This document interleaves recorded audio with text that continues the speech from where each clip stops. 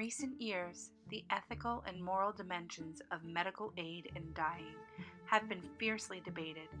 While it is a controversial topic, it is crucial to consider the perspective of individuals suffering from incurable mental illnesses who often endure unimaginable and unrelenting pain.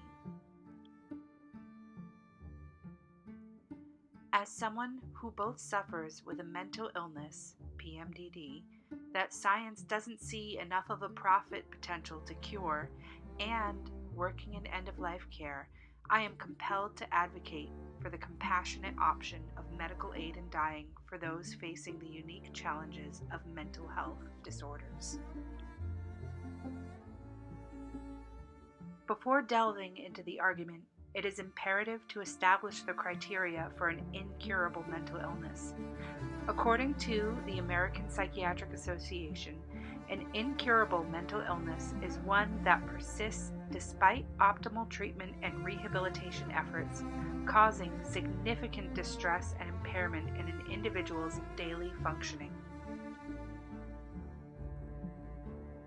Examples include severe treatment-resistant depression, bipolar disorder, and certain forms of schizophrenia. These conditions often lead to unremitting suffering, with individuals experiencing a diminished quality of life.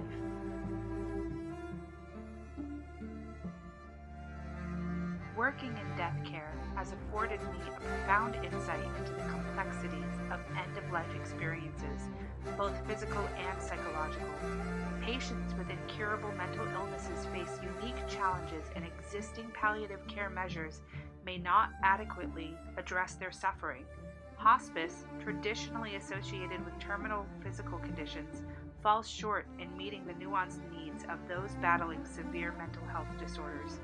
This gap in care necessitates the exploration of alternative options, including medical aid in dying. Several countries have recognized the legitimacy of medical aid in dying for individuals with incurable mental illnesses. In the Netherlands and Belgium, for instance, carefully regulated protocols exist to allow assisted dying for patients suffering from psychiatric disorders deemed chronic and unbearable. These countries have implemented stringent criteria, including multiple psychiatric evaluations and extensive treatment histories, ensuring that only the most desperate cases qualify for this compassionate option. Statistics reveal that in these countries, a small but significant number of individuals suffering from incurable mental illnesses have chosen medical aid in dying as a means to end their prolonged agony. These cases highlight the importance of providing a legal and ethical framework to address the specific needs of mentally ill individuals at the end of life. It is essential to acknowledge the ethical concerns surrounding medical aid in dying, concerns that these practices could be weaponized by uncaring practitioners, or that it is simply a matter of access to better supports for the mentally ill, have long been a part of the arguments against MAID. However, it is equally imperative to recognize the reduction in harm that occurs when you alleviate severe and irremediable suffering.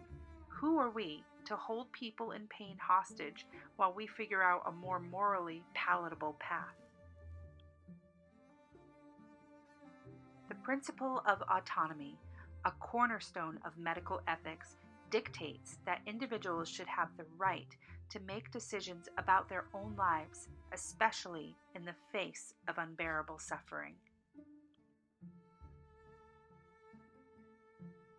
In conclusion, being both intimately acquainted with the struggles of an incurable mental illness and the compassionate care provided in hospice settings, I believe it is crucial to advocate for the inclusion of medical aid in dying as a viable option for those facing the unique challenges of severe mental health disorders.